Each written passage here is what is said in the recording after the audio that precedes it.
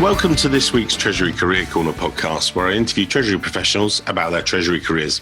Each and every week, I talk to treasurers about how they built their careers, where they are now, and where they see both themselves and the Treasury profession going to next. This week's show, I'm joined by Martin Watts, the Director of Treasury at L&Q, or London and Quadrant. London and Quadrant is a housing association operating in London, South East England, East Anglia, based in Stratford in London.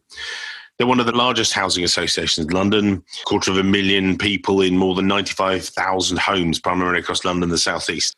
I've known Martin for many years. I have the delight of actually placing his wife, who was in Treasury, in one of her first roles ever in Rio Tinto many, many years ago. So a thoroughbred Treasury family, which is ideal, I think, in these challenging times. That conversation around dinner is all about Treasury. That's what I want to hear. That's brilliant. Martin, we can get onto that in a little bit, but perhaps tell us about your career to date, how you first encountered finance, Treasury, and how it all came about. And, you know, again, we've known each other for many years, but I'll give it back to you because no one wants to hear me. They want to hear my guests. So it's over to you, sir. Thank you very much, Mike, and thank you for inviting me to participate in your podcast. I'm absolutely delighted to be here. So Treasury started for me at a very, very young age, actually. It was actually when I was in school. Oh, wow. During my school years, business studies became a subject. It's a subject that I then took at GCSE level and took further into my career. One of the key things for me was the choice between working and university. As much as I would have loved to have gone to university, my parents simply could not afford to send me to university, and I was told to go and work. The first thing I'd done, I wrote to every single bank in London. This is prior to emails. This is prior to online applications. It was a handwritten letter. I had a book with every single bank name in London. And at the age of 18 years old, I managed to secure, I think it was 4 interviews within banks. Interestingly, some of those banks now support us at L&Q. I didn't succeed. It was the early 90s. There was a recession then. So I basically took the first job that came my way. Sure. And that was as an office junior at a media company, which was part of the Saatchi & Saatchi group. From there, I progressed from doing generic office work, such as filing and filling in timesheets and expenses, through to accounts payable, through to accounts receivable, where I had to look after major clients for which Zenith Media bought their advertising space for them. And then eventually that particular group went through a demerger exercise. As part of that exercise, they wanted to set up their own treasury, and a gentleman came in to be the treasurer. It was a gentleman who I thoroughly admire, a gentleman called Roy Bowd, who was exceptionally experienced, and I was asked to go and join him in Treasury. So I was absolutely delighted.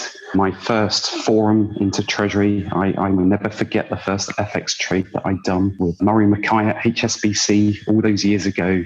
And from there, I learned the basic fundamentals of Treasury, the importance of cash management, and the basis for relationship building. That was a key component of how Zenith Media was so successful. From Zenith Media, I felt I learned a number of basics. So whether that was trading, whether that was cash management or cash management structures, whether that was around policies and procedures, that grounding for me, I feel was really, really important. And it's something that has always stuck with me.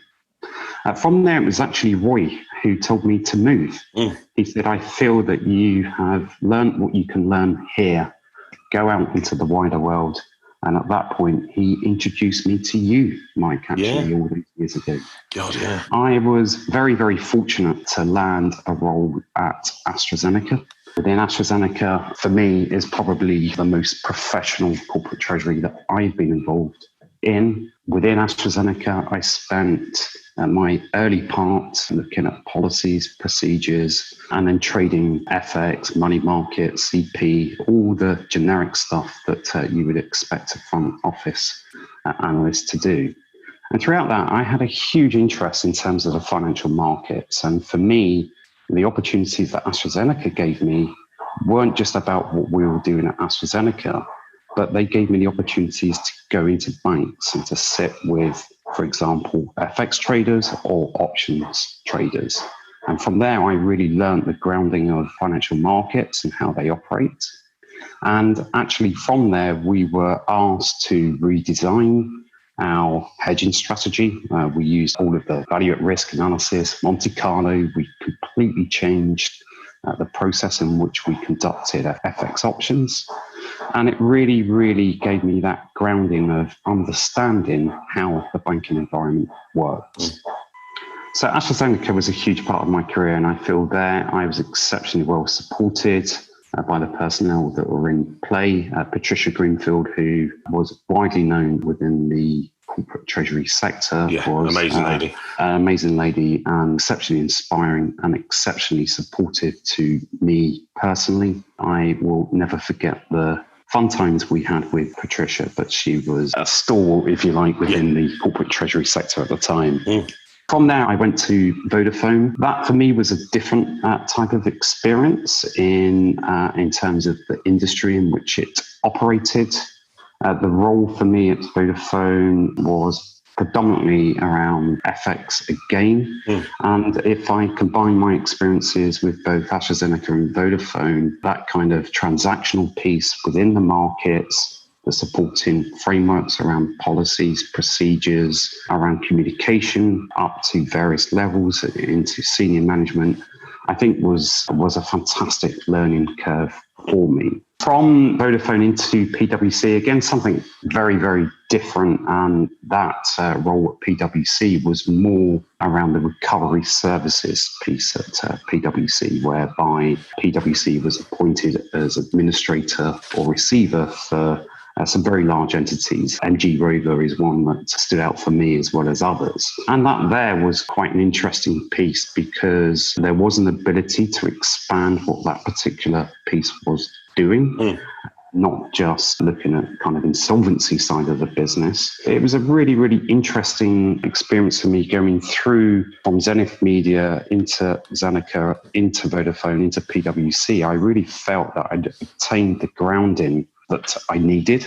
And then the chance came for me to share some of that grounding. For me, people always ask me, so what made you go into social housing?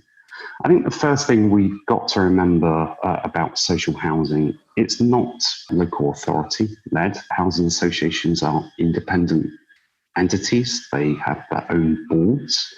But for me, it was about the opportunity to be able to express what I had learned going into a sector that I could see had huge growth potential. I met my now current FD, Wakar, who impressed me from the off. So my role was to, in effect, come into L&Q and build that Treasury department from scratch. And I definitely felt I had all of the grounding that was required in order to do that.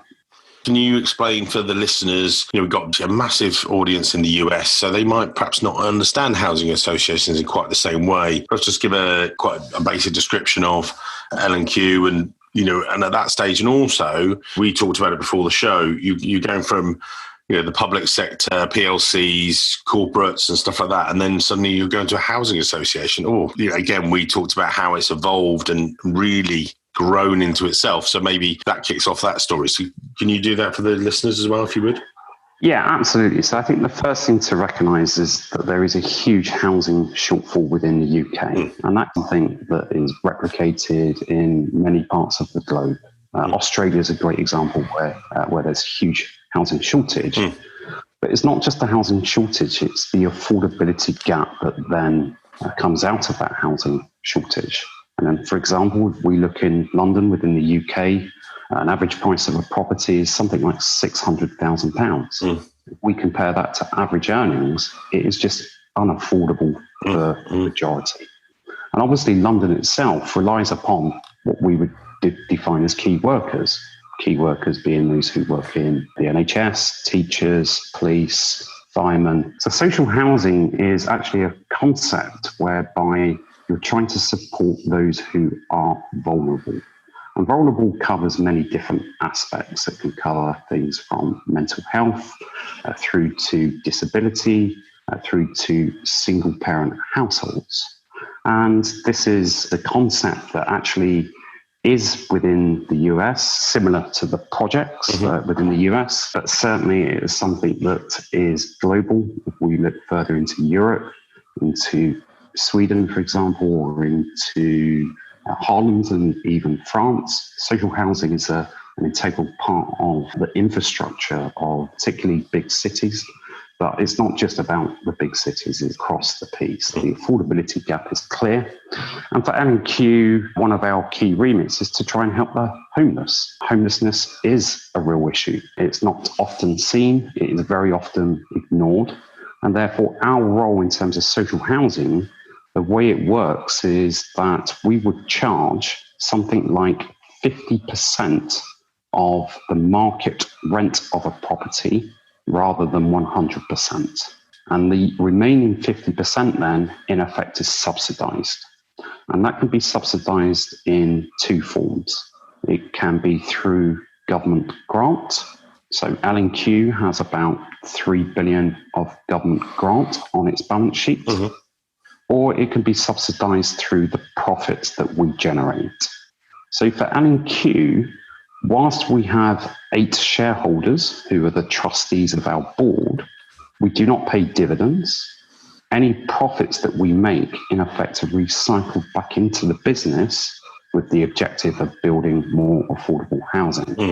And like many countries in the world, there's political pressure to develop and build more housing that is quality housing, that is energy efficient.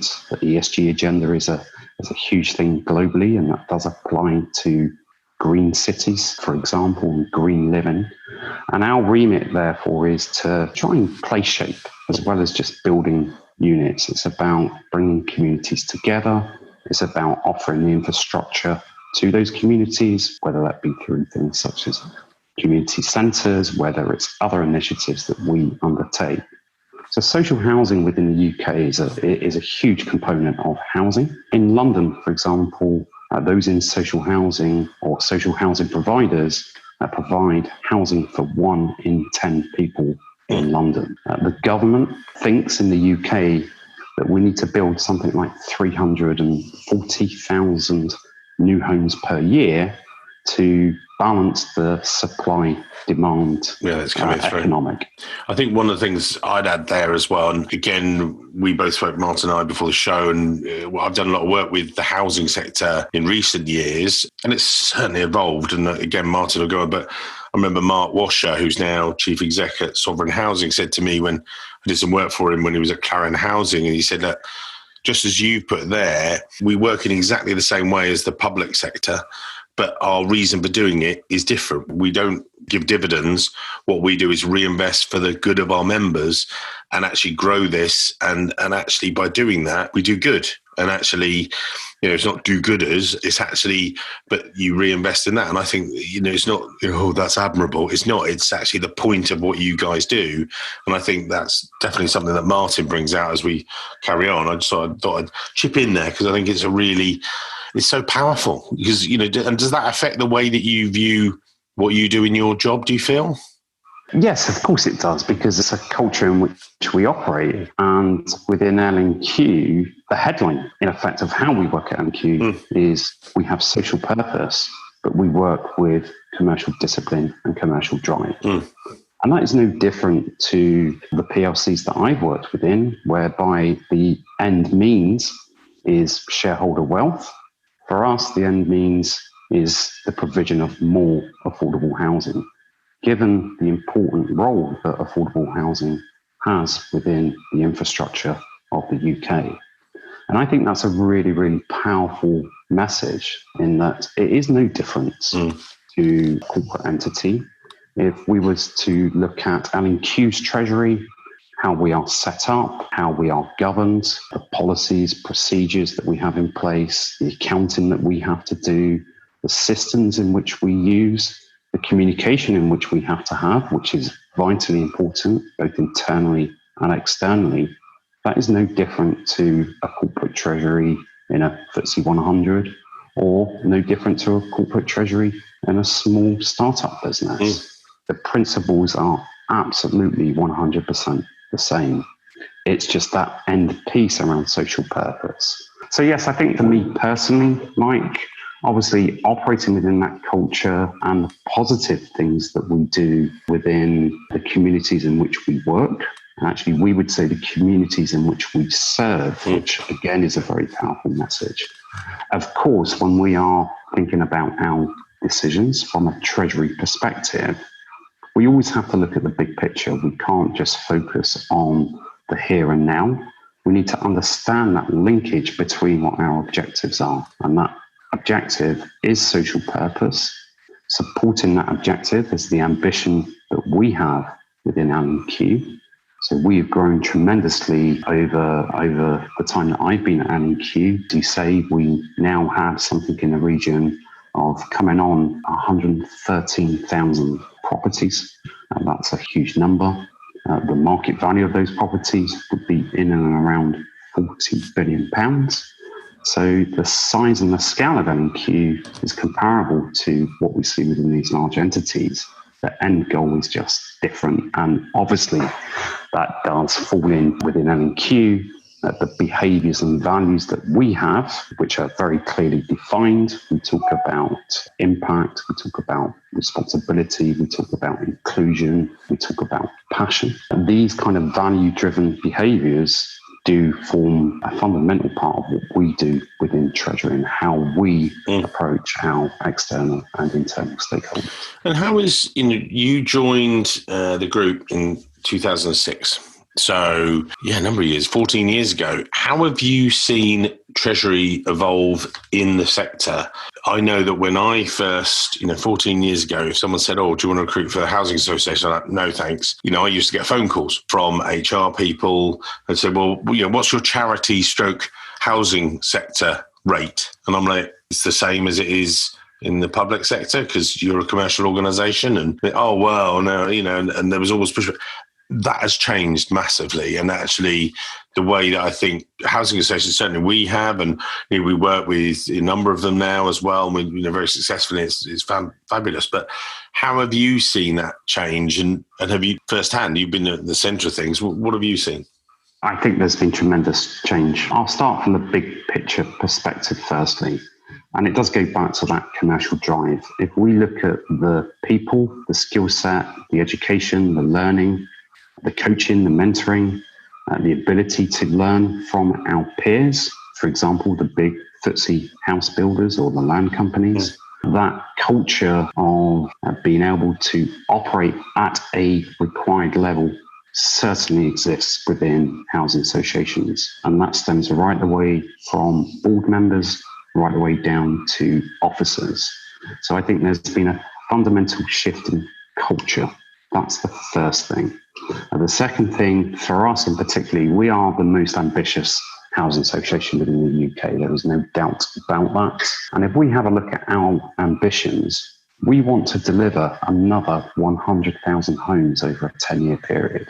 We do not get charitable rates for how much a home costs to build, nor do we get charitable rates for employing the builders who build the homes for us, nor those who maintain our homes for us. So we have to, within our business, we have to be very efficient in terms of the supply chain. That's a big component.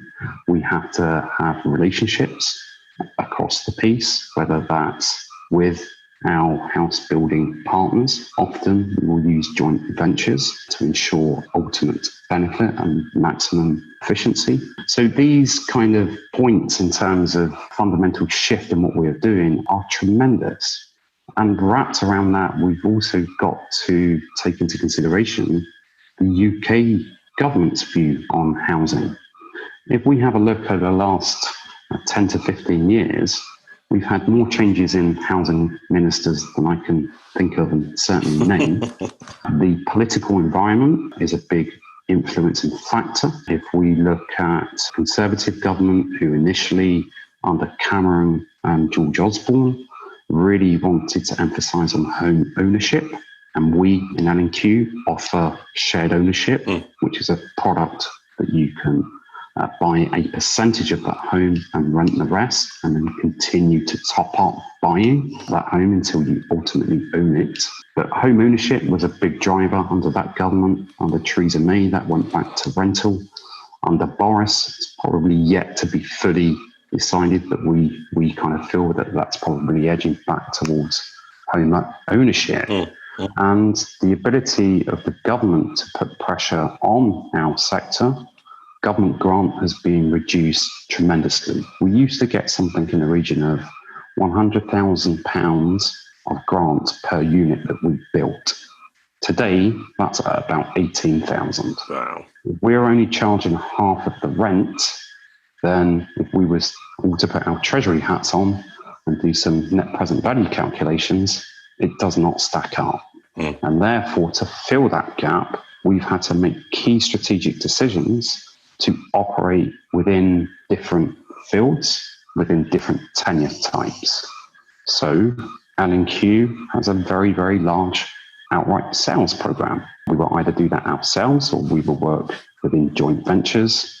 If you go around any part of London, you are likely to see an L&Q site. At present, we're on 157 sites, which outlines the ambition that we have. We have gone into place shaping. Bark in Riverside, which is on the River Thames in London, slightly east of Canary Wharf. That whole site, we are building 11,000 properties. We are building a new town there. We are putting in a new train station. We are putting in 3 or 4 schools. We're putting in place community centres. So that ambition has fundamentally changed within our business. And then we look at other things that we've done. For example, L&Q has, if not the largest, one of the largest private or market rented portfolios within London. And that's something that I've been heavily involved in. I actually started that entity. That now has about 2,400 market rent properties, a portfolio that's worth something like £1.2 billion. So we've had to fundamentally change and rethink the way that our business works because of changes in government. That would also apply to changes in the economic outlook. And obviously, of late, there's been a huge focus on quality and fire safety. Tragically, the Grenfell disaster, which was absolutely horrific, outlined some of the quality issues that are apparent within the building sector.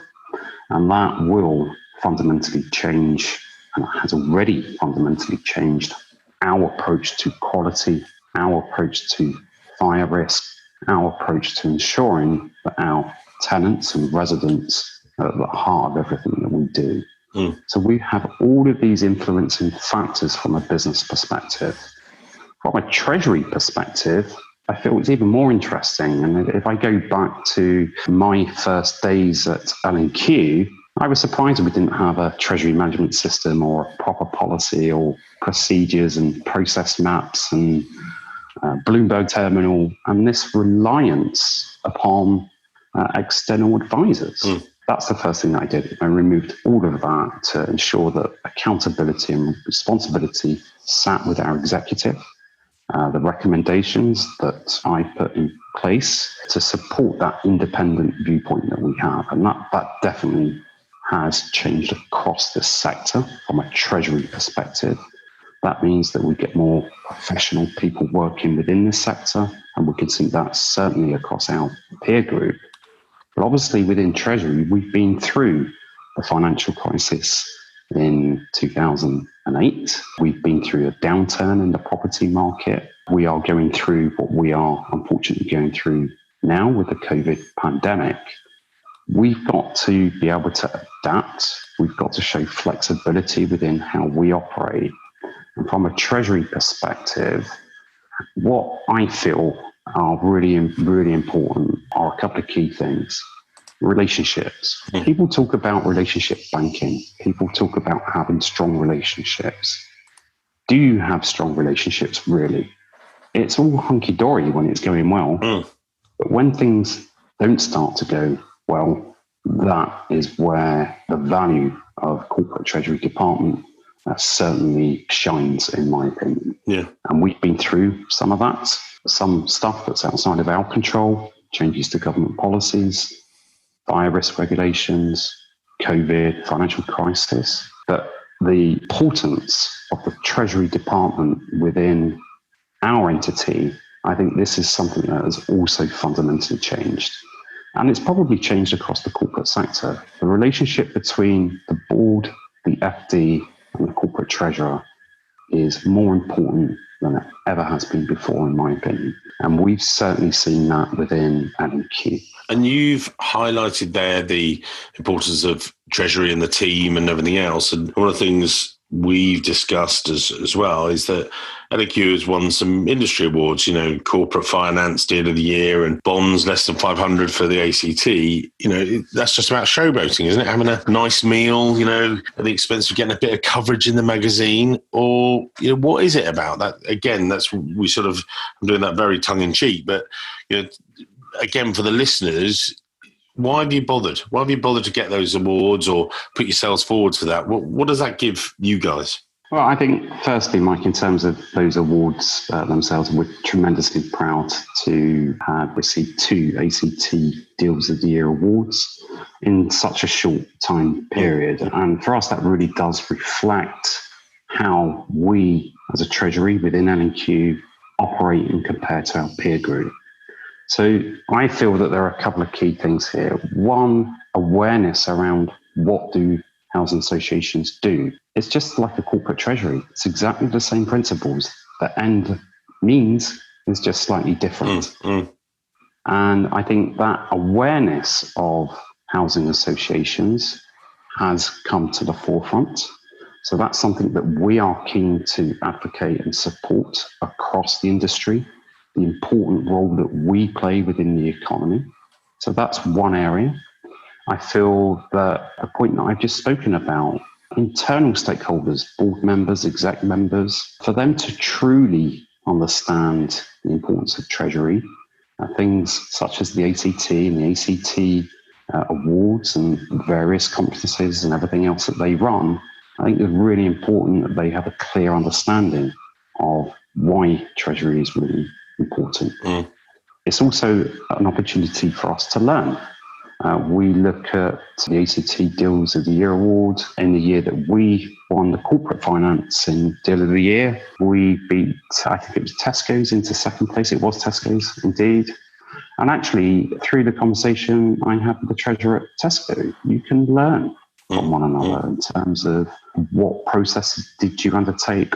Why did you stand out? Why was it different compared to what else was on the table? What things are you doing right? But it's also about learning from other people around you to continue doing things better and to continue doing things right. And I think finally, from team perspective, motivation of a team, particularly in this environment, the engagement with the team and recognition of a team is really, really important. Saying that thank you or being recognized externally is such a motivating factor for us as a team. And we, within L&Q, within our culture, people is one of the key values that we have.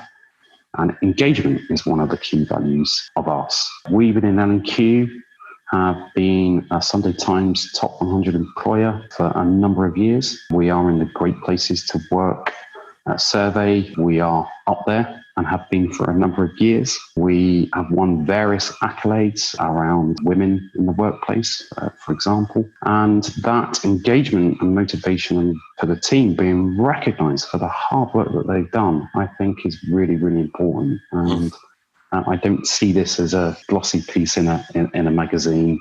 We're very, very proud at L&Q to why you've done it. Achieve those awards, and the status and the awareness piece, I think, is really important coming off the back of that. And looking towards future, the future team of Treasury and everything else, you're very much at that. And you and I have talked about it as well. That what do you see as being key coming through now? I mean, I sometimes talk about the Treasury's being pushed forward, by their CFOs to, check out technology and things like that. It's less of that. I'm just thinking, where are you seeing, we're in a new world, with post-COVID it's on the downturn, but the way of working has changed. We've got remote work and we've got all that stuff. But where do you see it overall in Treasury changing? What's your view of the world, Sally? I think my view of the world is we come back to simple messages and the importance of relationships. We at L&Q have got 6.3 billion of debt. Maintaining active engagement with our relationship banks, with investors, being transparent, being honest within our disclosures, continuous dialogue, right here in this environment, and I think it is a way forward. I do not see the relationship aspect of treasury to banking, of treasury to investors, of treasury to boards going away. I think that becomes even more important, quite simply because treasuries is arguably the heartbeat of any company. It's simple cash management, but it's about looking at the bigger picture. And for us within Treasury, one of the pulling points for me going into L&Q, it isn't just Treasury that I do. My role is so much wider than Treasury, yet being within Treasury and having that grounding that I've had has allowed me to see the bigger picture. I'm very lucky in that I've had personal coaching, and that person has tremendously helped me. My coach, one of the things that she says to me is, Martin, remember that there's a dance floor. Remember that there's the balcony. Right. Sometimes be on a dance floor, always make an effort to get up on the balcony and see the bigger picture. And our roles within Treasury, I think, become more ingrained within the wider business, whether that's through procurement and supply chains, whether that's through ESG, which is a huge topic at the moment. I might dig into that a bit more. But my role isn't just about Treasury. It's about the whole business, understanding what decisions are being made within the business of how ultimately they can impact us. But importantly, showing that the other way around. And often I've seen in the past, those relationships don't necessarily exist to the extent that they do need to exist. We as treasurers need to know what is happening within the business. One, because we need to communicate that through to external stakeholders through relationships. But two, decision making fundamentally can impact what we are doing within treasury teams. So I think that that role of the treasurer being more ingrained within the business, that's how I see the way forward. Obviously, that all gets supported by things such as technology, and I'm sure you've had many podcasts on benefits of technology, blockchain and the rest of it. Of course, we have to be up to speed and up to date on technology. Technology coming out of the banking industry is another thing. But another key thing that I feel sometimes is missed within corporate treasuries is you have to understand the bank's perspective. The banking environment, like us, like within treasuries, has materially changed over the past 10 years. There's more regulation than ever. There are more rules. Policies get tighter. Step away and put yourself in their shoes and try and establish a relationship whereby they can step away and be in your shoes.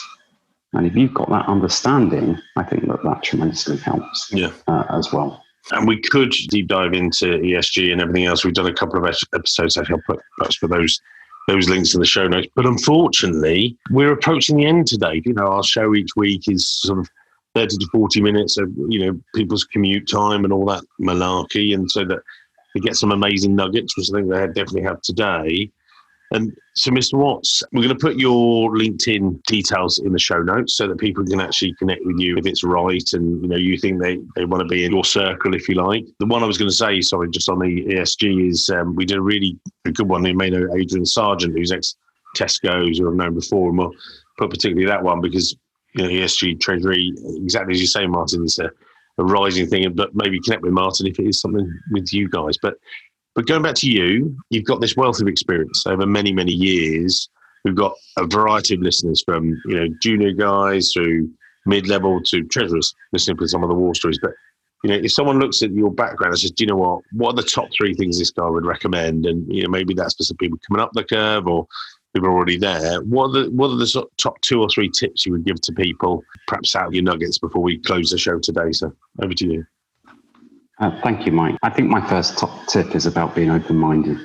Being open-minded means engaging and learning and not being afraid to challenge the norm in the right way. But that open-mindedness is a really strong attribute that actually we will see within treasurers at a corporate treasury level. My second thing, and this is probably the most important thing for me, keep it simple. Often in my career, I've seen the most complicated things presented to me. Ask yourself this question. Board members are made up of different people. They have different viewpoints. They have different opinions. Does your board member understand what you're trying to do? And if your board member does not understand what you're trying to do, don't do it. Keep it simple. That's a real key thing that we have within L&Q. And for us, a great example as well, sometimes we see pages and pages of reports. Keep your reports to 3 to 4 pages. You don't need any more. Keep it simple. Don't use technical language. Make sure that the reader understands. Or another great tip that I learned through my coaching is understand before being understood. And then finally, my third point, I think, is around relationships. Relationships need to be honest, it needs to have continuous dialogue, and it needs to be full of transparency. So those are the 3 things for me, and engage at all levels, not just the board and the FD, but within the business. Understand what's happening within the business. I think that is critical for any successful treasurer. I love the phrase, get your board on board. You described it so well about them having an understanding of exactly what you're doing in Treasury and objectives. So, well, brilliant wrap up to the show, as I thought it would be. I mean, I know we could keep going. We'll get shouted at otherwise in a very good way. I think it's, again, we'll put Martin's details in the show notes so you can connect. He's be great to have as part of your network and vice versa. And Mr. Watts, maybe we'll do a future show on some other episodes and stuff. But no, thank you for your time. Thank you for your time, sir. You're very welcome, Mike, and thank you for inviting me. And I hope that listeners enjoy this podcast. No, they will. They will. Thank you.